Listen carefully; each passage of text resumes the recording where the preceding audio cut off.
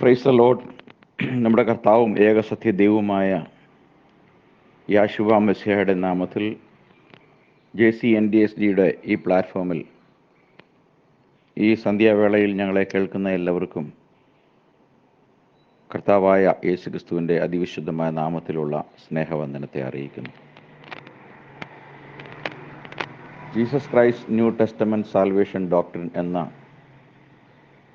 ഈ ആത്മീയ കൂട്ടായ്മയിലേക്ക്, ഈ രാത്രിയിലെ സന്ദേശത്തിലേക്ക് കേൾവിക്കാരെ എല്ലാവരെയും ഞങ്ങൾ സ്വാഗതം ചെയ്യുന്നു. കഴിഞ്ഞ 2 വർഷത്തിലധികമായി Jesus Christ new testament salvation doctrine, അതായത് യേശുക്രിസ്തുവിൻ്റെ പുതിയ നിയമ രക്ഷയുടെ ഉപദേശം എന്ന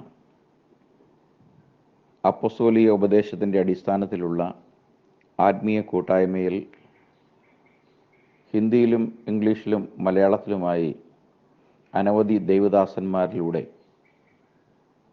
സോഷ്യൽ മീഡിയ മുഖാന്തരം വാട്സാപ്പിലും യൂട്യൂബിലും ഫേസ്ബുക്കിലുമായി ഏകസത്യ ദൈവത്തെ സംബന്ധിച്ചും അപ്പോസ്തലന്മാരാൽ ജെറുസലേമിൽ 1-ാം നൂറ്റാണ്ടിൽ മുതൽ തുടങ്ങി വന്നതും പിന്നീട് വിപരീത ഉപദേശങ്ങളാൽ കലക്കി മറിക്കുകയും ചെയ്ത യഥാർത്ഥമായ അപ്പസ്തോലിക ഉപദേശത്തിൻ്റെ അടിസ്ഥാനത്തിൽ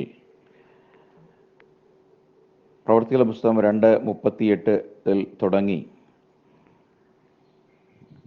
മനുഷ്യൻ്റെ പാപങ്ങളുടെ മോചനത്തിന് വേണ്ടി യേശുക്രിസ്തുവിൻ്റെ മരണം, അടക്കം, പുനരുദ്ധാനം എന്നീ ശുശ്രൂഷകൾ കർത്താവായ യേശുക്രിസ്തുവിൻ്റെ നാമത്തിലുള്ള സ്നാനത്തിലൂടെ ഏറ്റെടുത്തുകൊണ്ട് ആദിമസഭ പഠിപ്പിച്ചതും ആചരിച്ചതും നിവർത്തിച്ചു പോന്നതും പ്രമാണിച്ചു വന്നതുമായ പുതിയ നിയമസഭയുടെ കൽപ്പനകളെ ഈ കാലത്തിൻ്റെ അവസാനം, അതായത് കർത്താവിൻ്റെ വരവ് ഏറ്റവും അടുത്തിരിക്കുന്ന ഈ നാളുകളിൽ 1-ാം നൂറ്റാണ്ടിലെ സുവിശേഷ സത്യങ്ങൾ ഈ തലമുറയിൽ കർത്താവിൻ്റെ വരവിന് മുന്നോടിയായി പ്രസംഗിക്കേണ്ടതിന് ദൈവം പ്രസംഗിയും അതിൻ്റെ പ്രചാരകരുമായി ദൈവം തിരഞ്ഞെടുത്ത ഒരു ആത്മീയ കൂട്ടായ്മയാണ് JCNDSD എന്നുള്ള കാര്യം നിങ്ങൾക്കെല്ലാവർക്കും അറിവുള്ളതാണല്ലോ. 2 വർഷങ്ങൾക്ക് മുമ്പ് ഈ കൂട്ടായ്മ ആരംഭിക്കുമ്പോൾ യേശുക്രിസ്തുവിൻ്റെ നാമത്തിലുള്ള സ്നാനത്തെ സംബന്ധിച്ചും പിതാവ്, പുത്രൻ, പരിശുദ്ധാത്മാവ് എന്ന 3 നിലകളിൽ വെളിപ്പെട്ട് വന്ന ഏകസത്യ ദൈവം യേശുക്രിസ്തു ആണ് എന്നുള്ള ബൈബിളിൻ്റെ അടിസ്ഥാനത്തിലുള്ള ഉപദേശത്തെ ഞങ്ങൾ പ്രസംഗിക്കുമ്പോൾ വാസ്തവത്തിൽ മുൻനിര പെന്തക്കോസ്തുകാർ ധാരാളമായി എതിരാളികളായി ഞങ്ങൾക്കുണ്ടായിരുന്നു. എന്നാൽ പിന്നീട് ഇങ്ങോട്ട് കാണാൻ കഴിഞ്ഞ ഒരു വലിയ സത്യം, ഈ സത്യത്തിനെതിരെ മുന്നോട്ട് വന്ന് അതിനെ ಖಂಡಿക്കാൻ പരിശ്രമിച്ച, അല്ലെങ്കിൽ മുൻ കാലഘട്ടങ്ങളിൽ തൃത്വം എന്ന പാഗൻ ഉപദേശം, ജാതീയ ഉപദേശം പഠിപ്പിക്കുകയും പ്രചരിപ്പിക്കുകയും ചെയ്തു പോകുന്ന മുൻനിര ദൈവദാസന്മാരായ മെയിൻ സ്ട്രീം പെന്തക്കോസ്റ്റൽസ് എന്ന് പറയുന്ന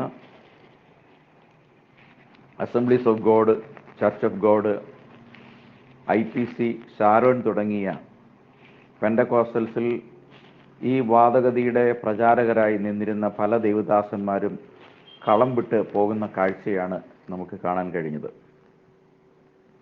പിന്നീട് 2-ാം നിരക്കാരും 3-ാം നിരക്കാരും ഒക്കെ വന്നുവെങ്കിലും അനേകരുമായി ഞങ്ങൾക്ക് ഈ വിഷയങ്ങൾ നടത്തിയ ഡിബേറ്റിൻ്റെ അടിസ്ഥാനത്തിൽ, ഞങ്ങളുടെ അനുഭവത്തിൻ്റെ അടിസ്ഥാനത്തിൽ ഞങ്ങൾക്ക് പറയാൻ കഴിയും, ദൈവവചന സത്യങ്ങളോട് പിടിച്ചു നിൽക്കാൻ കഴിയാതെ അവരെല്ലാം രംഗം വിട്ടുപോകുന്ന കാഴ്ചയാണ് ഇതുവരെയും കണ്ടുവന്നിട്ടുള്ളത്. ഇപ്പോൾ ത്രിത്വം അടച്ചിട്ട മുറികളിൽ മാത്രം പ്രസംഗമധ്യേ വന്നു പോകുന്ന ചെറിയ ഉദ്ധരണികൾ മാത്രമായി മാറി മെയിൻ സ്ട്രീം വിഷയങ്ങളിൽ തൃത്വം ഉൾക്കൊള്ളിച്ചുകൊണ്ട് ഒരു വീഡിയോയോ ഒരു ഓഡിയോയോ സോഷ്യൽ മീഡിയയിൽ വന്നു കഴിഞ്ഞാൽ അതിനെതിരെ ശക്തമായ പ്രതികരണം വിശ്വാസികളുടെ തലത്തിൽ നിന്ന് തന്നെ ഉണ്ടാകുന്ന വിധത്തിൽ മുന്നോട്ട് പോകുവാൻ JCNDSDയുടെ പ്രവർത്തനങ്ങളെ സ്വർഗത്തിലെ വലിയവനായ ദൈവം മാനിച്ചിട്ടുണ്ട്, സഹായിച്ചിട്ടുണ്ട്. അതോർത്ത് ഈ രാത്രിയിൽ ഞാൻ ദൈവത്തെ സ്തുതിക്കുകയാണ്. നമ്മൾ സേവിച്ചു വരുന്ന കർത്താവായ യേശുക്രിസ്തു ദൈവിക തൃത്വ കൂട്ടായ്മയിലെ ഒരു വ്യക്തി മാത്രമല്ലെന്നും അവൻ തന്നെ സത്യദൈവവും നിത്യജീവനുമാകുന്നുവെന്നും അപ്പോസ്തലന്മാരുടെ വചന ഉദ്ധരണികളുടെ അടിസ്ഥാനത്തിൽ തെളിയിക്കുവാൻ ഞങ്ങൾക്ക് കൃപയാൽ കഴിഞ്ഞതിനെ ഓർത്ത് ഞാൻ ദൈവത്തെ സ്തുതിക്കുന്നു. ഈ രാത്രിയിൽ ചെറിയൊരു സന്ദേശവുമായി നിങ്ങളുടെ മധ്യേ നിൽക്കുവാൻ എന്നെ സഹായിച്ച അത്യുന്നതനായ ദൈവത്തെ ഞാൻ സ്തുതിക്കുന്നു. അവന് കോടി കോടി സ്തോത്രവും മഹത്വവും കരയിട്ടുന്നു. ഒപ്പം ഈ കൂട്ടായ്മയിൽ ദൈവത്തിൻ്റെ വചനം സംസാരിക്കുവാൻ ദൈവം ഒരുക്കിയ സാവകാശത്തിനായി ഞാൻ ദൈവത്തെ സ്തുതിക്കുന്നു.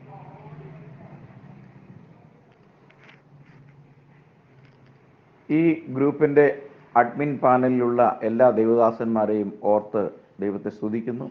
ഒപ്പം ഞങ്ങളെ കേൾക്കുന്നവരായ എല്ലാവർക്കും വേഗം വരുന്നവനായ കർത്താവായ യാശുവ ഹമ്മശിയുടെ നാമത്തിൽ സ്നേഹവന്ദനത്തെ അറിയിക്കുകയാണ്. ഈ രാത്രിയിലെ ചെറിയൊരു ചിന്തയ്ക്കായി സംസാരിക്കപ്പെടുവാൻ പോകുന്ന വിഷയം യേശുക്രിസ്തു ശ്രേഷ്ഠ മഹാപുരോഹിതനും യേശുക്രിസ്തു അറുക്കപ്പെടേണ്ടുന്ന കുഞ്ഞാടും എന്നുള്ള വിഷയമാണ് സംസാരിക്കുവാൻ പോകുന്നത്. പഴയ നിയമ കാലഘട്ടങ്ങളിൽ ലേവ്യ പുസ്തകത്തിലും പുറപ്പാട് പുസ്തകത്തിലുമൊക്കെ ഈ യാഗങ്ങളെ സംബന്ധിച്ചുള്ള മോശയുടെ ന്യായപ്രമാണ പ്രകാരം നൽകപ്പെട്ട ഇസ്രായേലിൻ്റെ കൽപ്പനയെയും അത് ഇസ്രായേൽ പൗരത അനുകരിക്കുകയും പുലർത്തിപ്പോരുകയും ചെയ്തതിനെ സംബന്ധിച്ച് നമുക്ക് വ്യക്തമായിട്ട് അറിയാമല്ലോ. രക്തം ചിന്താതെ പാപമോചനമില്ല എന്നുള്ളത് ദൈവിക ന്യായ വ്യവസ്ഥയുടെ അടിസ്ഥാനമാണ്. അപ്പോൾ പഴയ നിയമത്തിൽ നമ്മൾ ഇപ്രകാരം വായിക്കുന്നു, മാംസത്തിൻ്റെ ജീവൻ രക്തത്തിൽ അല്ലോ ഇരിക്കുന്നത്. അപ്പോൾ മനുഷ്യൻ രക്തത്തിൽ പാപം കലർന്നവനായി ലോകത്തിലേക്ക് വന്നു. ആദ്യ മനുഷ്യൻ്റെ പാപം പിന്നീട് ആ മനുഷ്യനിൽ നിന്നും ജനിച്ച് വളർന്നു വന്ന ഓരോ വ്യക്തികളിലൂടെയും സഞ്ചരിച്ച് നമ്മൾ ഇന്ന് ജീവിക്കുന്ന തലമുറയിൽ മനുഷ്യൻ്റെ ദേഹം, ദേഹി, ആത്മാവ് എന്ന 3 തലങ്ങളിലും പാപം അധികാരം വച്ചുകൊണ്ട് വാഴുകയാണ്. എല്ലാ തലങ്ങളിലും പാപം മനുഷ്യനെ കീഴടക്കി പാപത്തിൽ ജനിച്ച് പാപത്തിൽ വളർന്ന് പാപത്തിൽ തുടർന്ന് പാപത്തിൽ മരിച്ച് നിത്യദണ്ഡനത്തിലേക്ക് പോകുന്നവരായി ഈ ഭൂമിയിൽ സൃഷ്ടിക്കപ്പെട്ട ആദ്യത്തെ മനുഷ്യൻ മുതൽ ഇന്നോളം മരണം തേർവാഴ്ച നടത്തുന്നു എന്നുള്ളൊരു കാര്യം സുവിശേഷത്തിൻ്റെ അടിസ്ഥാനമായി നമുക്ക് എല്ലാവർക്കും ഡിനോമിനേഷൻ വ്യത്യാസമില്ലാതെ അറിയുന്ന കാര്യമാണ്. എന്നാൽ വീണ്ടെടുപ്പ് യേശുക്രിസ്തുവിലാണ് എന്നുള്ള കാര്യത്തിലും നമുക്കാർക്കും അല്ലെങ്കിൽ ഡിനോമിനേഷനുകൾക്ക് അഭിപ്രായ വ്യത്യാസമില്ല. അഭിപ്രായ വ്യത്യാസം ഉള്ളത് എവിടെയെന്ന് ചോദിച്ചു കഴിഞ്ഞാൽ മനുഷ്യൻ്റെ വീണ്ടെടുപ്പ് സാധിച്ചത് മനുഷ്യൻ്റെ പിതാവായ, മനുഷ്യൻ്റെ അപ്പനായ ദൈവം തന്നെയാണ് എന്നുള്ളിടത്താണ് അഭിപ്രായ വ്യത്യാസമുള്ളത്. എന്നാൽ ബൈബിളിൻ്റെ അടിസ്ഥാന തത്വം തന്നെ എന്തെന്നാൽ ദൈവം ആദിയിൽ ആകാശങ്ങളും ഭൂമിയും സൃഷ്ടിച്ചു എന്ന് പറഞ്ഞുകൊണ്ട് ആരംഭിക്കുന്ന ബൈബിളിലെ ആദ്യത്തെ വാക്യം മുതൽ വെളിപ്പാട് പുസ്തകത്തിലെ അവസാനം ആമേൻ എന്ന് പറഞ്ഞുകൊണ്ട് അവസാനിപ്പിക്കുന്ന തിരുവെഴുത്തുകൾ വരെയും ന്യായപ്രമാണ കാലഘട്ടത്തിന് മുമ്പും ന്യായപ്രമാണ കാലഘട്ടത്തിലും അതിനുശേഷം കൃപയുടെ കാലഘട്ടത്തിലും നിത്യത വരെയും നീണ്ടുകിടക്കുന്ന മനുഷ്യൻ്റെ വീണ്ടെടുപ്പും രക്ഷയും നിത്യജീവനും പുതിയ ആകാശവും പുതിയ ഭൂമിയും സ്വർഗവും എടുത്തുകൊള്ളപ്പെടൽ തുടങ്ങി അനവധി പ്രതിപാദന വിഷയങ്ങളിലൂടെ തലമുറകളിലൂടെ ഇടപെട്ടു വന്നിരുന്ന ദൈവത്തിൻ്റെ വലിയ പ്രവർത്തികൾ ഉൾക്കൊണ്ടിരിക്കുന്ന 66 പുസ്തകമുള്ള ഈ വേദപുസ്തകത്തിൻ്റെ അടിസ്ഥാന പ്രമാണമായി അല്ലെങ്കിൽ നെടുന്തൂണായി ബൈബിൾ ഉടനീളം പ്രസ്താവിച്ചു വരുന്നത് ഒരേ ഒരു ദൈവത്തെക്കുറിച്ചാണ്. ആ കാര്യത്തിൽ ആളുകൾക്ക് അഭിപ്രായ വ്യത്യാസമില്ല, ഒരു ദൈവമാണ് ഉള്ളതെന്നുള്ളത്. എന്നാൽ ആ ഒരു ദൈവത്തിൽ 3 ആളുകളുണ്ട്, 3 വ്യക്തികൾക്ക് കൂടി ഒരു സാരാംശമുണ്ട് എന്ന് പഠിപ്പിക്കുന്ന മത ഉപദേശം ഈ വിശ്വാസധാരയിലേക്ക് നുഴയിച്ച് കയറ്റിക്കൊണ്ട് AD രണ്ടാം നൂറ്റാണ്ടിൻ്റെ മധ്യശതകത്തിൽ, ഏകദേശം വ്യക്തമായി പറഞ്ഞാൽ 252 മുതൽ ദൈവസഭയിൽ നുഴഞ്ഞു കയറിയ വിപരീത ഉപദേശങ്ങൾ പിൽക്കാലത്ത് പ്രബലമായ മത ഉപദേശമായി മാറുകയും അത് കത്തോലിക്ക മതം എന്ന ഒരു മതസിദ്ധാന്തത്തിന് രൂപം കൊടുക്കുകയും ചെയ്തു. തുടർന്നിങ്ങോട്ട് വരുന്ന, അതിനെ പിന്തുടർന്ന് വന്ന കത്തോലിക്ക മത ഉപദേശത്തിലും അതിൽ നിന്ന് ആദ്യമായി പുറത്തു വന്ന ലൂതറൻ ഉപദേശത്തിലും പിന്നീട് കാൽവിനും ഫിന്നിയും മെത്തഡിസ്റ്റും ബാപ്റ്റിസ്റ്റും ബ്രദറനും പെൻഡകോസ്റ്റും അങ്ങനെ അനവധി പേരുകളിൽ അറിയപ്പെടുന്ന സഭകൾ, മുഖ്യധാര സഭകളെല്ലാം സ്നാനം, തളിക്കൽ, മുഴുകൽ എന്ന 2 വ്യവസ്ഥകളിലേക്ക് മാറിയെങ്കിലും അടിസ്ഥാന ഉപദേശമായ പിതാവിൻ്റെയും പുത്രൻ്റെയും പരിശുദ്ധാത്മാവിൻ്റെയും നാമത്തിൽ സ്നാനം കഴിപ്പിക്കുന്നു എന്ന് ഉരുവിട്ടുകൊണ്ട് ആ നാമം എടുക്കാതെ, ആ നാമത്തിൽ സ്നാനം കഴിപ്പിക്കാതെ സ്ഥാനനാമങ്ങളിൽ ഉരുവിട്ട് സ്നാനം കഴിപ്പിക്കുന്ന തലത്തിലേക്ക് വന്നു. അടിസ്ഥാന ഉപദേശമായ ട്രിനിറ്റിയും അടിസ്ഥാന ഉപദേശമായ ട്രിനിറ്റേറിയൻ ബാപ്റ്റിസവും ഈ സഭകളൊന്നും കൈവിട്ട് കളഞ്ഞില്ല എന്നും പൊതുവായുള്ള ഉപദേശത്തിൽ ഇവരെല്ലാം അവരുടെ മാതൃസഭയായ കത്തോലിക്ക സഭയുടെ ഉപദേശവുമായി വേറിട്ട് നിൽക്കുന്നില്ല എന്നും നമ്മൾ അറിയുമ്പോൾ ഒരു കാര്യം നമുക്ക് വ്യക്തമായി മനസ്സിലാക്കാൻ കഴിയും: ഉപദേശ സംബന്ധമായി ഇവർ തമ്മിൽ കാര്യമായ വ്യത്യാസമില്ല. പ്രാക്ടീസുകൾ സംബന്ധിച്ച് മാത്രമാണ്, അല്ലെങ്കിൽ പ്രയോഗത്തിൽ മാത്രമാണ് വ്യത്യാസമുള്ളത്. അവിടുത്തെ അച്ഛനും ഇവിടുത്തെ പാസ്റ്ററും തളിക്കൽ സ്നാനവും മുഴുകൽ സ്നാനവും എന്ന 2 വ്യത്യസ്ത വിധമായ പ്രവൃത്തിയിലൂടെ ചെയ്യുന്ന ഒരേ കാര്യവും ജാതീയമായ വ്യവസ്ഥയുടെ ആവർത്തനവുമാണെന്ന് കാണാൻ സാധിക്കും. വാവുകൾ, പെരുന്നാളുകൾ, ഉത്സവങ്ങൾ തുടങ്ങിയ കാര്യങ്ങൾ മാറ്റി നിർത്തിയാൽ അടിസ്ഥാന ഉപദേശമായ ഏകദൈവ വിശ്വാസം എന്ന ദൈവത്തെ സംബന്ധിച്ച തീഷ്ണമായ അല്ലെങ്കിൽ തീഷ്ണതയുള്ള ദൈവമെന്ന് താൻ അരുളി ചെയ്യപ്പെട്ടിരിക്കുന്ന കാര്യത്തിൽ നിന്നും ജനത്തെ വഞ്ചിക്കുന്ന ഉപദേശങ്ങളിലേക്ക് ക്രിസ്തീയ ആത്മീയ ലോകം വളർന്നുവെങ്കിലും കൃപയാൽ ദൈവം ഈ അവസാന കാലഘട്ടത്തിൽ, കൃപയുടെ കാലഘട്ടത്തിൻ്റെ കർട്ടൻ വീഴാനിരിക്കുന്ന ഈ കാലഘട്ടത്തിൽ യഥാർത്ഥമായ സത്യോപദേശത്തെ ദൈവം ഈ തലമുറയിൽ ശക്തിയോടെ പ്രസംഗിക്കുവാൻ ചുരുക്കമായ ദൈവദാസന്മാരെ എഴുന്നേൽപ്പിച്ചപ്പോൾ അതിൽ ഒരു പ്രസംഗിയാകുവാൻ യാതൊരു അർഹതയും യോഗ്യതയും ഇല്ലാതിരിക്കെ എന്നെ വിളിച്ച ദൈവത്തെ ഞാൻ കോടി കോടി സ്തോത്രം ചെയ്ത് സ്തുതിക്കുന്നു. നമ്മൾ വിശുദ്ധ വേദപുസ്തകം പഠിക്കുമ്പോൾ ഹെബ്രായ ലേഖനം 2-ാം അധ്യായം 14-ാമത്തെ വാക്യത്തിൽ നമ്മൾ ഇങ്ങനെയാണ് വായിക്കുന്നത്: മക്കൾ ജഡരക്തങ്ങളോട് കൂടിയവർ ആകൊണ്ട് അവനും ജഡരക്തങ്ങളോട് കൂടിയവനായി തൻ്റെ മരണത്താൽ മരണത്തിന് അധികാരിയായ പിശാചിനെ തോൽപ്പിച്ചിട്ട് ജീവപര്യന്തം മരണഭീതിയിൽ കഴിഞ്ഞവരെയൊക്കെയും വിടുവിച്ചു. ആരാണ് മക്കൾ, ആരാണ് അപ്പൻ? ബൈബിൾ പറയുന്നു, നമുക്കെല്ലാവർക്കും ഒരു പിതാവല്ലേ ഉള്ളത്, ഒരു ദൈവം തന്നെയത്രേ നമ്മയെല്ലാം സൃഷ്ടിച്ചത്. പഴയ നിയമത്തിലെ അവസാനത്തെ ഗ്രന്ഥമായ മലാക്കി പ്രവചന പുസ്തകം 2-ാം അധ്യായം 10-ാമത്തെ വാക്യമാണ് ഞാൻ പറഞ്ഞത്. അപ്പോൾ പഴയ നിയമവിശ്വാസികളും പുതിയ നിയമവിശ്വാസികളും അവരുടെ ആരംഭ കാലഘട്ടങ്ങളിൽ തുടങ്ങി വിശ്വസിച്ചു പോന്നിരുന്ന ഒരു വലിയ സത്യമാണ്: നമുക്കെല്ലാവർക്കും ഒരു പിതാവാണുള്ളത്, നമ്മളെല്ലാം സൃഷ്ടിച്ചത് ഒരേ ഒരു ദൈവമാണ്. പിന്നെ എവിടെ നിന്നാണ് ഇന്ന് സമൂഹത്തിൽ പ്രബലമായി നിൽക്കുന്ന ക്രിസ്തീയ മതങ്ങൾ ഈ അടിസ്ഥാന ഉപദേശത്തിൽ നിന്നും വ്യതിചലിച്ചു പോയത് എന്ന് നമ്മൾ പഠിച്ചാൽ കാണാൻ കഴിയുന്നൊരു കാര്യം, ഇത്തരം ഉപദേശങ്ങൾ പിന്നാലെ വരുമെന്നും ദൈവത്തിൻ്റെ സഭയെ വലിച്ചു കളയുമെന്നും വിപരീത ഉപദേശം പ്രസ്താവിക്കുന്ന പുരുഷന്മാർ നിങ്ങളുടെ ഇടയിൽ കടക്കുമെന്നും നിങ്ങളെ വലിച്ചു കളയും എന്നുള്ള അപ്പസ്തോലിക പ്രവചന ഉപദേശം അപ്പസ്തോലനായ പൗലോസ് പ്രവൃത്തികളുടെ പുസ്തകം 20-ാം അധ്യായം 27 മുതലുള്ള വാക്യങ്ങളിൽ പറയുന്നുണ്ട്. അപ്പോൾ അപ്പോസ്തലന്മാർ പഠിപ്പിച്ചതിനും അപ്പോസ്തലന്മാർ അനുവർത്തിച്ചതിനും പ്രമാണിച്ചു തന്നതും ആയ ഉപദേശത്തിൽ നിന്ന് വ്യതിചലിക്കുന്നവരെല്ലാം ശപിക്കപ്പെട്ടവരാണ് എന്ന് ഗലാത്യലേഖനം 1-ാം അധ്യായം 8-ാമത്തെ വാക്യത്തിൽ പൗലോസ് വളരെ ശക്തമായ ഭാഷയിൽ ഉദ്ധരിച്ച് നമുക്ക് കാണാൻ കഴിയും. അപ്പോൾ പഴയ നിയമം ഉടനീളം ഒരു പിതാവിനെ കുറിച്ച് പറയുന്നു. ഇസ്രായേൽ മക്കൾക്ക് ഒരു പിതാവേ ഉണ്ടായിരുന്നുള്ളൂ.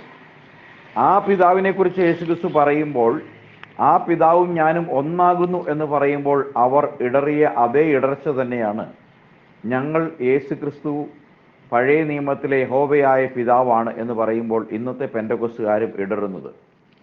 അപ്പോൾ വളരെ വ്യക്തമായി മനസ്സിലാക്കാൻ കഴിയുന്ന ഒരു സത്യമുണ്ട്.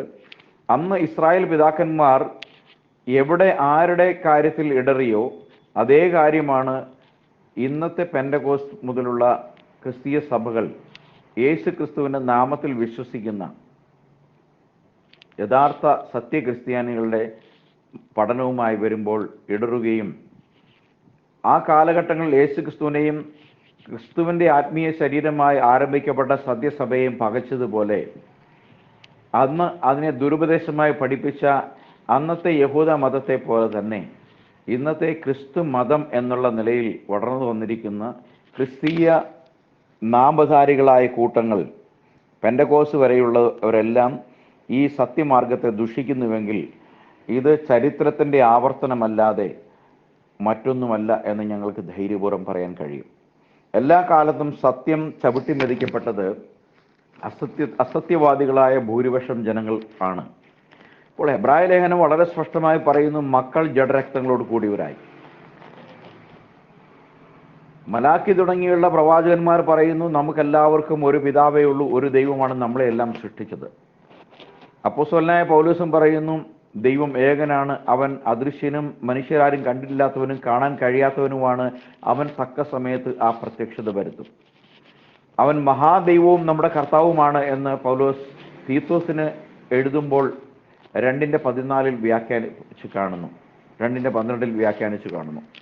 അപ്പോൾ ആ യേശുക്രിസ്തു പഴയ നിയമത്തിൽ തങ്ങളുടെ പിതാക്കന്മാർ സേവിച്ചു പോകുന്ന ഇസ്രായേലിൻ്റെ ദൈവമായ യഹോവയുടെ ജഡപ്രത്യക്ഷതയാണ് എന്ന് 1 തിമോത്തി 3:16 പോൾ പറയുന്നു.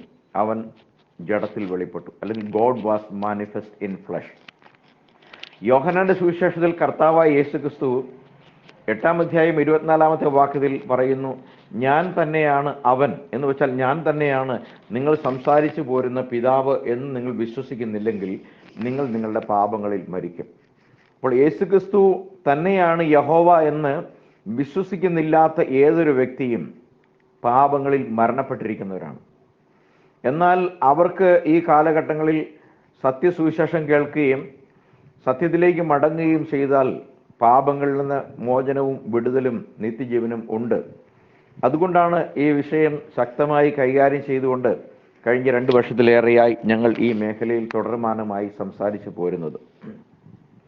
അപ്പോൾ എബ്രായ ലേഖനം 2:14 പറയുന്ന മക്കൾ എന്നുള്ളത് ആദാമ്യ സന്തതികളാണ് എന്നുള്ള കാര്യത്തിൽ നമുക്ക് ആർക്കും തർക്കമില്ല.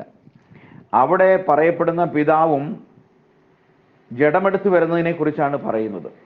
അപ്പോൾ മക്കൾ ജഡത്തിലും രക്തത്തിലും വന്നപ്പോൾ, മക്കൾ ജഡത്തിലും രക്തത്തിലും പാപം ചെയ്യപ്പെട്ട് മരണത്തിന് അടിമയായി തീർന്നപ്പോൾ, ജീവന്റെ അവകാശം അവർക്ക് നിന്ന് നീക്കം ചെയ്യപ്പെട്ടപ്പോൾ, സ്വർഗത്തിലെ പിതാവായ ദൈവം തന്നെ ജഡവും രക്തവും ധരിച്ചു വന്നു.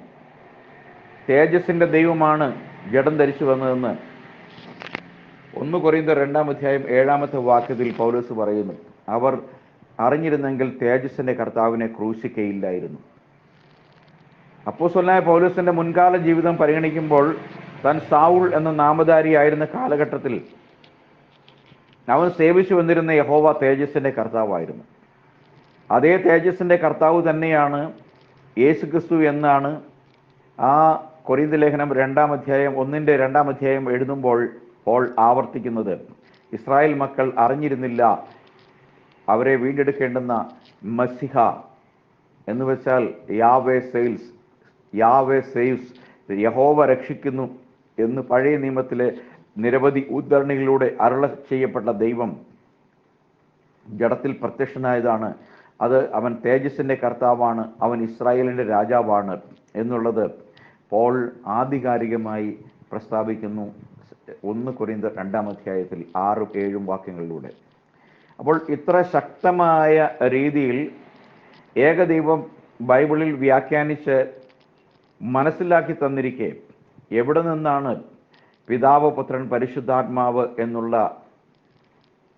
വചനത്തിൽ അല്പാൽപമായി ഇവിടെയും അവിടെയുമായി കിടക്കുന്ന ആത്മീയ സത്യങ്ങൾ തിരിച്ചറിയാൻ കഴിയാതെ കുരുടരാക്കപ്പെട്ട മനുഷ്യർ, പ്രബലരാക്കപ്പെട്ട ഒരു സമൂഹത്തിൽ നമ്മൾ നിൽക്കുമ്പോൾ കൊല്ലുന്ന അക്ഷരത്തിൻ്റെ ശുശ്രൂഷകർ വളർന്നു വരികയും ആത്മാവിൻ്റെ ശുശ്രൂഷകരെ ഇകഴ്ത്തുകയും താഴ്ത്തുകയും ചെയ്യുന്ന ഒരു സംവിധാനം ഇവിടെ നിലവിലുള്ളപ്പോൾ സത്യത്തിൻ്റെ പ്രഭ കാണാതെ വണ്ണം കണ്ണ് മൂടപ്പെട്ടിരിക്കുന്ന ഒരു ആത്മീയ തലമുറയോടാണ് ഞങ്ങൾ ഈ കാര്യങ്ങൾ സംസാരിക്കുന്നതെന്ന് ഞങ്ങൾക്ക് വ്യക്തമായ ബോധ്യമുണ്ട്. എന്നാൽ ഒരു കാര്യം ഞങ്ങൾക്കറിയാം, ലോകത്തിൻ്റെ വിവിധ രാജ്യങ്ങളിൽ ഇംഗ്ലീഷിലും മലയാളത്തിലും ഹിന്ദിയിലും സംസാരിക്കപ്പെട്ട് കേൾക്കുന്ന ഈ സത്യത്തിൻ്റെ പിന്നാലെ അനേക ആളുകൾ വരുന്നു എന്നുള്ളത് ഞങ്ങളെ സംബന്ധിച്ച് ആഹ്ലാദവും സന്തോഷവും പകരുന്ന കാര്യമാണ്. ഇതിനോടകം പല രാജ്യങ്ങളിലും ജോലിയോടുള്ള ബന്ധത്തിൽ ആയിരിക്കുന്ന അനേകം സഹോദരന്മാർ കേരളത്തിൽ അവധിക്ക് വരുമ്പോഴൊക്കെ ഞങ്ങളുമായി ബന്ധപ്പെടുകയും സ്നാനം കഴിക്കുകയും ചെയ്തിട്ടുണ്ട്. ഈ അടുത്ത ദിവസങ്ങളിലും അങ്ങനെ ഉണ്ടായിട്ടുണ്ട്. അപ്പോൾ അതെല്ലാം ഓർത്ത് ഞാൻ ദൈവത്തെ സ്തുതിക്കുന്നു. ഞാൻ എൻ്റെ വിഷയത്തിലേക്ക് മടങ്ങി വരാം. ഹെബ്രായ ലേഖനം അതിൻ്റെ 10-ാമത്തെ അധ്യായത്തിൽ നമ്മൾ ചില കാര്യങ്ങൾ വായിക്കുവാനായിട്ട് ആഗ്രഹിക്കുന്നു. അതിൻ്റെ 12-ാമത്തെ വാക്യം മുതൽ, യേശുവോ പാപങ്ങൾക്ക് വേണ്ടി ഏകയാഗം കഴിച്ചിട്ട് എന്നേക്കും ദൈവത്തിൻ്റെ വലതുഭാഗത്ത് ഇരുന്നു കൊണ്ട് തൻ്റെ ശത്രുക്കൾ തൻ്റെ പാദപീഠമാകുവോളം കാത്തിരിക്കുന്നു. ഏകയാഗത്താൽ അവൻ വിശുദ്ധീകരിക്കപ്പെടുന്നവർക്ക് സദാകാലത്തേക്കും സൽഗുണപൂർത്തി വരുത്തിയിരിക്കുന്നു. അത് പരിശുദ്ധാത്മാവും നമുക്ക് സാക്ഷീകരിക്കുന്നു. ഈ കാല കഴിഞ്ഞ ശേഷം ഞാൻ അവരോട് ചെയ്യാനിരിക്കുന്ന നിയമം ഇങ്ങനെയാകുന്നു: എൻ്റെ ന്യായപ്രമാണം അവരുടെ ഉള്ളിലാക്കി അവരുടെ ഹൃദയങ്ങളിൽ എഴുതും എന്ന കർത്താവിൻ്റെ അരുളപ്പാട് എന്നും അരുളി ചെയ്ത ശേഷം അവരുടെ പാപങ്ങളെയും അകൃത്യങ്ങളെയും ഞാൻ ഇനി ഓർക്കുകയുമില്ല എന്ന് അരുളി ചെയ്യുന്നു. എന്നാൽ ഇവയുടെ മോചനമുള്ളിടത്ത് ഇനിമേൽ പാപങ്ങൾക്ക് വേണ്ടി ഒരു യാഗവും ആവശ്യമില്ല. Price the Lord. അപ്പോൾ യേശുക്രിസ്തു യാഗം അർപ്പിക്കുന്ന ശ്രേഷ്ഠ മഹാപുരോഹിതനും താൻ തന്നെ മനുഷ്യരുടെ പാപങ്ങൾക്ക് പരിഹാരമായി നൽകപ്പെട്ട യാഗമൃഗവും ആണെന്നു എന്നുള്ളതാണ് മറ്റ് പഴയ നിയമ പുരോഹിതന്മാരെ സംബന്ധിച്ച് യേശുക്രിസ്തുവിനെ വ്യത്യസ്തമാക്കുന്നൊരു കാര്യം. നമ്മൾ വായിച്ച വാക്യത്തിൻ്റെ തലേവാക്യം വായിക്കുമ്പോൾ നമ്മളിങ്ങനെ വായിക്കുന്നു: പഴയ നിയമ പുരോഹിതന്മാർക്ക് മരണനിമിത്തം ശുശ്രൂഷയിൽ നിൽക്കുവാൻ കഴിഞ്ഞില്ല. കാരണം അവരുടെ ജീവിത കാലഘട്ടങ്ങളിൽ, ശുശ്രൂഷയുടെ കാലഘട്ടങ്ങളിലോ അതിനുശേഷമോ അവർ മരണപ്പെട്ടു പോവുകയും അങ്ങനെ അവർ സാധാരണ ഏതൊരു മനുഷ്യരെ പോലെയും ദൈവത്താൽ നിയോഗിക്കപ്പെട്ട അഹരോന്യ പൗരോഹിത്യത്തിൻ്റെ ശുശ്രൂഷ ചെയ്യുകയും പിന്നീട് മരണം മൂലം മാറ്റപ്പെടുകയും ചെയ്തു പോന്നിരുന്നു. എന്നാൽ തുടർമാനമായി പുരോഹിതന്മാരും തുടർമാനമായി ബലികളും ചെയ്തു പോന്നിരുന്ന ഒരു ആത്മീയ പശ്ചാത്തലം നിലനിൽക്കുകയാണ് ഉൽപ്പത്തി 3:15 നിവൃത്തിയായി മനുഷ്യൻ സ്ത്രീയുടെ സന്തതിയായി വീണ്ടെടുപ്പുകാരനായി അല്ലെങ്കിൽ മനുഷ്യജടത്തിൽ ദൈവം പ്രത്യക്ഷമാകുന്നത്. അത് ആകസ്മികമായി ഒരു ദിവസം സംഭവിച്ച കാര്യമല്ല. ഉൽപ്പത്തി 3:15 ഏദൻ തോട്ടത്തിൽ തുടങ്ങി മോശയുടെ ന്യായപ്രമാണത്തിൽ ഉടനീളവും പ്രവാചക ഗ്രന്ഥങ്ങളിലും സങ്കീർത്തനങ്ങളിലും പ്രസ്താവിച്ച് പോന്നിരുന്ന മെസ്സിഹ ആണ് പിന്നീട് ബേത്ലഹേമിൽ ജനിച്ചിട്ട് കാൽവരിയിൽ മരിച്ച് തൻ്റെ ശരീരമെന്ന ഏകയാഗം അർപ്പിച്ചുകൊണ്ട് ശ്രേഷ്ഠ മഹാപുരോഹിതനും യാഗക്കുഞ്ഞാടുമായി വെളിപ്പെട്ടു വന്നത് എന്നുള്ളതാണ് ബൈബിളിൻ്റെ കാതലായ സത്യം. ഈ സത്യം ആണ് യേശുക്രിസ്തു എന്ന ഒരേ ഒരു വ്യക്തിക്ക് മാത്രമാണ് ഒരേ സമയം ബലി അർപ്പിക്കുന്ന പുരോഹിതനും ബലിയായി അർപ്പിക്കപ്പെടുന്ന ശരീരവും ആകുവാൻ കഴിയുന്നത്. എബ്രായ ലേഖനം 10-ാം അധ്യായത്തിൽ അതിൻ്റെ 19-ാമത്തെ വാക്യത്തിൽ നമ്മൾ വായിക്കുന്നത്, അതുകൊണ്ട് സഹോദരന്മാരെ, യേശു തൻ്റെ ദേഹം എന്ന തിരശ്ശീലയിൽ കൂടി നമുക്ക് പ്രതിഷ്ഠിച്ച ജീവനുള്ള പൊതുവഴിയായി തൻ്റെ രക്തത്താൽ വിശുദ്ധ മന്ദിരത്തിലേക്കുള്ള പ്രവേശനത്തിന് ധൈര്യവും ദേവാലയത്തിന്മേൽ ഒരു മഹാപുരോഹിതനും നമുക്കുള്ളതുകൊണ്ട് നാം ദുർമനസാക്ഷി നീങ്ങുമാറ് ഹൃദയങ്ങളിൽ തളിക്കപ്പെട്ടവരും ശുദ്ധവെള്ളത്താൽ ശരീരം കഴുകപ്പെട്ടവരുമായി വിശ്വാസത്തിൻ്റെ പൂർണ്ണ നിശ്ചയം പൂണ്ട് പരമാർത്ഥതയോടെ അടുത്തു ചെല്ലുക. അപ്പോൾ യേശുക്രിസ്തു കാൽവരിയിൽ മരിക്കുമ്പോൾ നമുക്ക് വ്യക്തമായി മത്തായിയുടെ സുവിശേഷം 27-ാമത്തെ അധ്യായത്തിൽ കാണാൻ സാധിക്കും, ദേവാലയത്തിലെ തിരശ്ശീല മുകൾ തൊട്ട് അടിവരെയും രണ്ടായി ചീന്തിപ്പോയി. അപ്പോൾ സംഭവിച്ച കാര്യം എന്താണ്? യേശുക്രിസ്തു താൻ അർപ്പിക്കാൻ പോകുന്ന ബലിയും തൻ്റെ അർപ്പണ നിമിത്തം ചിന്തപ്പെടുന്ന ശരീരവും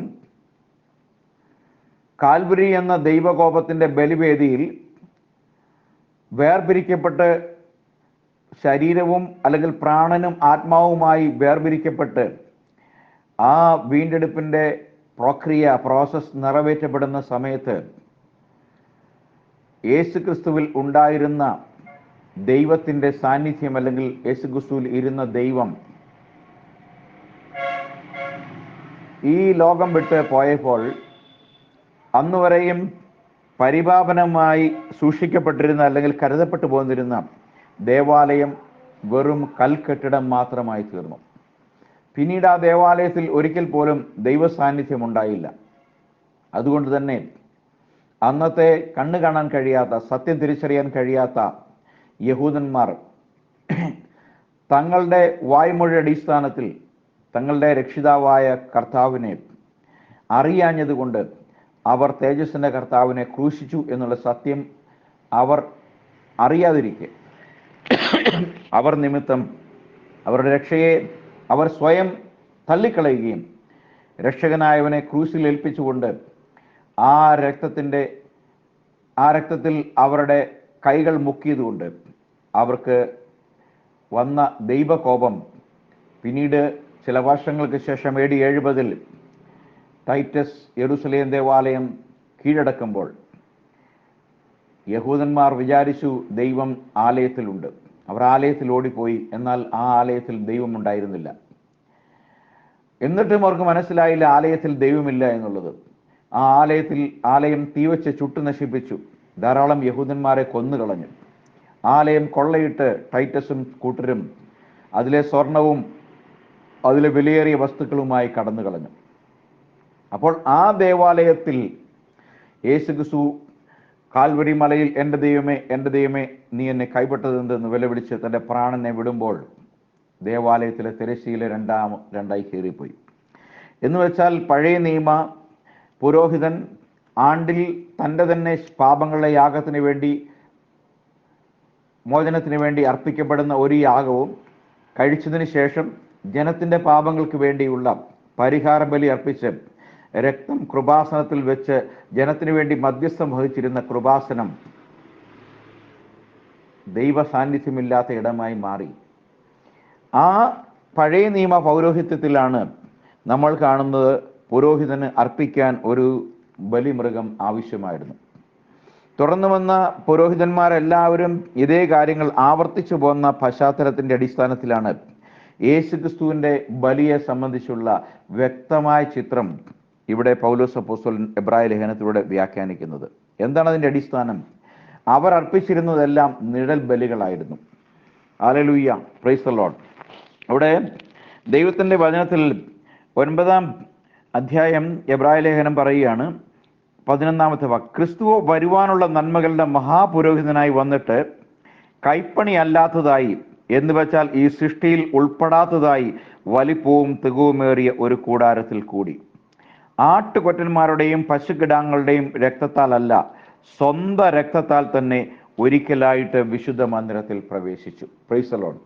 ഈ വിശുദ്ധ മന്ദിരം യെരുസലേം ദേവാലയമല്ല, ഈ വിശുദ്ധ മന്ദിരം സ്വർഗമാണ്. Price the Lord. അപ്പോൾ അനേകരുടെ പാപങ്ങൾക്ക് വേണ്ടി താൻ ആകുന്ന ശ്രേഷ്ഠ മഹാപുരോഹിതൻ താനാകുന്ന യാഗമൃഗമായി തൻ്റെ ശരീരത്തെ അർപ്പിച്ചുകൊണ്ട് അതിലെ രക്തം ദൈവകോപത്തിന് പകരമായി കാൽവരിയിൽ ഊറ്റിക്കൊണ്ട് ആലടിയ തൻ്റെ യാഗരക്തവുമായി ഒരിക്കൽ അവൻ സ്വർഗത്തിൽ പ്രവേശിച്ചു. Price the Lord. അവിടെ ആ മഹാപരിശുദ്ധ സ്ഥലത്ത്, യഥാർത്ഥമായ പരിശുദ്ധ സ്ഥലത്ത് ആ രക്തം വെച്ചുകൊണ്ട് ദൈവ സാന്നിധ്യത്തിൻ്റെ മുമ്പിൽ ഇന്നും 1 തിമോത്തി 2:15 പറയുന്ന പ്രകാരം ദൈവം ഒരുവൻ, ദൈവത്തിനും മനുഷ്യർക്കുമിടയിൽ മധ്യസ്ഥൻ ഒരുവൻ, മനുഷ്യനായി തീർന്ന യേശു ക്രിസ്തു. അപ്പോൾ ഇവിടെ നിന്നും ഒരു കാര്യം വ്യക്തമായി മനസ്സിലാക്കാൻ കഴിയും. ഒരു ദൈവമേ ഉള്ളൂ. ആ ഇപ്പുറത്തെ സൈഡിൽ നിൽക്കുന്നത് മനുഷ്യനാണ്. ആ ദൈവത്തിൻ്റെ അടുക്കൽ ഒരു മനുഷ്യനും കടന്നു പോകാൻ കഴിയാതെ ഇരിക്കുമ്പോൾ ആ മനുഷ്യരുടെ പാപങ്ങൾക്ക് പരിഹാരം വരുത്തുവാൻ വേണ്ടി മനുഷ്യജഡമായി തീർന്ന കർത്താവായ യേശു ക്രിസ്തു തൻ്റെ ശരീരമാകുന്ന യാഗത്തിൽ നിന്നും ഉളവായ രക്തത്താൽ ദൈവസന്നിധിയിൽ നിന്ന് പക്ഷപാതം ചെയ്യുമ്പോൾ അത് ദൈവവും പക്ഷപാതം ചെയ്യുന്ന മറ്റൊരു ദൈവവുമാക്കുന്നില്ല.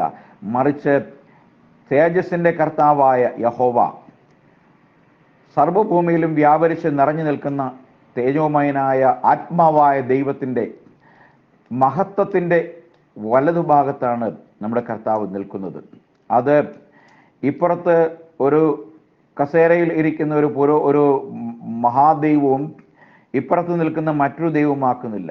അത് ബൈബിളിൻ്റെ അടിസ്ഥാന പ്രമാണമായ ദൈവം ആത്മാവ് എന്നുള്ള സത്യത്തെ അറിയാൻ കഴിയാത്തവർക്ക് മാത്രം കൽപ്പിച്ചു കൂട്ടിയെടുക്കാൻ കഴിയുന്ന ഒരു വ്യവസ്ഥയാണത്.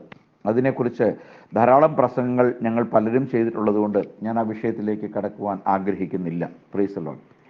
അപ്പോൾ പഴയ നിയമത്തിൽ ഉടനീളം സംസാരിക്കപ്പെട്ടു പോന്നിരുന്ന ബലികളെല്ലാം വെറും നിഴൽ ബലികളാണ് എന്ന് എബ്രായർ 10:1 വായിക്കുന്നു. ന്യായപ്രമാണം വരുവാനുള്ള നന്മകളുടെ നിഴൽ അല്ലാതെ കാര്യങ്ങളുടെ സാക്ഷാൽ സ്വരൂപമല്ലായകൊണ്ട് ആണ്ടുതോറും ഇടപെടാതെ കഴിച്ചു വരുന്ന അതേ യാഗങ്ങളാൽ അടുത്തു വരുന്നവർക്ക് സൽഗുണപൂർത്തി വരുത്തുവാൻ ഒരു നാളും കഴിവുള്ളതല്ല.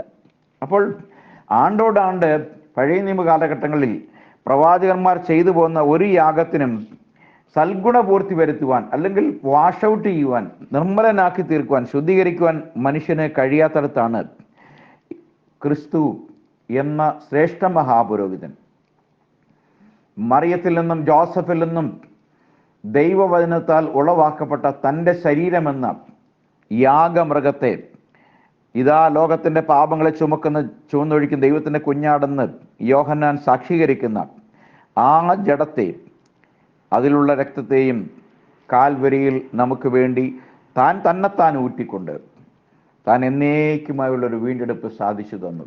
അത് ദൈവവും ഈ മനുഷ്യനും വീണ്ടും ഒന്നാകുവാൻ വേണ്ടി ഏദൻ തോട്ടത്തിൽ സ്ഥാപിക്കപ്പെട്ട പിളർപ്പ് കടന്ന് വിശ്വസിക്കുന്ന, ഈ യാഗബലിയിൽ വിശ്വസിച്ച് നീതീകരണം, ശുദ്ധീകരണം, ആത്മനിറവ് പ്രാപിക്കുന്നവർക്ക് ദൈവസന്നിധിയിലേക്ക് കടന്നു വന്ന് അപ്പ എന്ന് വിളിക്കുന്ന സ്വപുത്രന്റെ ആത്മാവിനെ നൽകുന്ന ഈ വിലയേറിയ മഹത്വമേറിയ ശുശ്രൂഷ കർത്താവ് കാൽവരിയിൽ താൻ പുരോഹിതനായി നിന്നുകൊണ്ട് തൻ്റെ ശരീരമെന്ന അരളിയ ദൈവകോപത്തിനായി ചിന്തപ്പെടേണ്ടുന്ന രക്തമാകുന്ന ശരീരം താൻ തന്നെ അർപ്പിച്ച് അരളിയ എന്നേക്കുമുള്ളൊരു വീണ്ടെടുപ്പ് സാധിച്ചു. അതുകൊണ്ട് കർത്താവായ യേശുക്രിസ്തുവിൻ്റെ കാൽവരി ബലിയിൽ വിശ്വസിക്കുകയും ആ ബലിയോട് ഐക്യപ്പെടേണ്ടതിന് എൻ്റെ കർത്താവ് ജഡത്തിൽ എനിക്ക് വേണ്ടി കഷ്ടം സഹിച്ചു മരിച്ചുവെന്നും അതുകൊണ്ട് എനിക്ക് അകൃത്യങ്ങളുടെ മോചനമെന്ന വീണ്ടെടുപ്പുണ്ടെന്നും വിശ്വസിച്ചുകൊണ്ട് എനിക്ക് വേണ്ടി പാനീയാഗമായി ഒഴിക്കപ്പെട്ട കർത്താവായ യേശുക്രിസ്തുവിൻ്റെ മരണം, അടക്കം, പുനരുദ്ധാനം എന്നീ ശുശ്രൂഷകളിൽ പാപങ്ങൾ യേശുക്രിസ്തുവിനോട് വിളിച്ചപേക്ഷിച്ച് ഏറ്റുപറഞ്ഞ് മാനസാന്തരപ്പെട്ട് സ്നാനമേറ്റ് പാപങ്ങളെ കഴുകി ദൈവസന്നിധിയിൽ നിൽക്കുന്ന ഏതൊരു വ്യക്തിക്കും അപ്പാ, പിതാവേ എന്ന് വിളിക്കുവാനുള്ള സ്വപുത്രന്റെ ആത്മാവിനെ ദൈവം നമ്മുടെ ഹൃദയങ്ങളിലേക്ക് അയച്ചിരിക്കുന്നു. അതുകൊണ്ട് ഇനിമേൽ അപ്പോസ്തലനായ പൗലോസ് എഫെസ്യർ 2:20 പറയുന്നു, ഇനിമേൽ നിങ്ങൾ അന്യരും പരദേശികളുമല്ല, നിങ്ങൾ അപ്പോസ്തലന്മാരും പ്രവാചകന്മാരുമാകുന്ന അടിസ്ഥാനത്തിന്മേൽ ക്രിസ്തു മൂലക്കല്ലായി പണിയപ്പെട്ട സഭയിലെ ജീവനുള്ള ആത്മീയ കല്ലുകളാകുന്നു. അതുകൊണ്ട് നമ്മളുടെ പ്രത്യാശ ഈ ലോകത്തിൽ ഉള്ള കാര്യങ്ങളിലല്ല. നമ്മുടെ പൗരത്വം ഇവിടെയല്ല, അത് സ്വർഗത്തിലാണ്. അവിടെ നിന്നും നമ്മുടെ വീണ്ടെടുപ്പുകാരനായ കർത്താവ് താൻ വീണ്ടെടുത്ത അവകാശമായി സൂക്ഷിച്ചിരിക്കുന്ന തൻ്റെ അവകാശം ചോദിക്കുവാൻ വാനമേഘങ്ങളിൽ പ്രത്യക്ഷമാകും. ഈ പ്രത്യക്ഷയുടെ ദിനത്തിൽ നോക്കി പാർക്കുന്ന നമുക്ക് ഓരോരുത്തർക്കും പ്രത്യാശയോടെ ഈ സ്വീകാര്യം മുറുകെ പിടിച്ചുകൊണ്ട് നല്ല ഓട്ടം ഓടി നല്ല പോരാട്ടം കഴിച്ച് നമുക്ക് വേണ്ടി ഒരുക്കിയിരിക്കുന്ന വാഗ്ദത്തം പ്രാപിക്കുവാൻ ഈ രാത്രി ദൈവം നമ്മളെ സഹായിക്കട്ടെ എന്ന് പ്രാർത്ഥിച്ചുകൊണ്ട് ഞാൻ എൻ്റെ വാക്കുകൾ ഉപസംഹരിക്കുന്നു. കർത്താവായ യേശു ക്രിസ്തു നമ്മെ എല്ലാവരെയും ധാരാളമായിട്ട് അനുഗ്രഹിക്കട്ടെ. Price the Lord.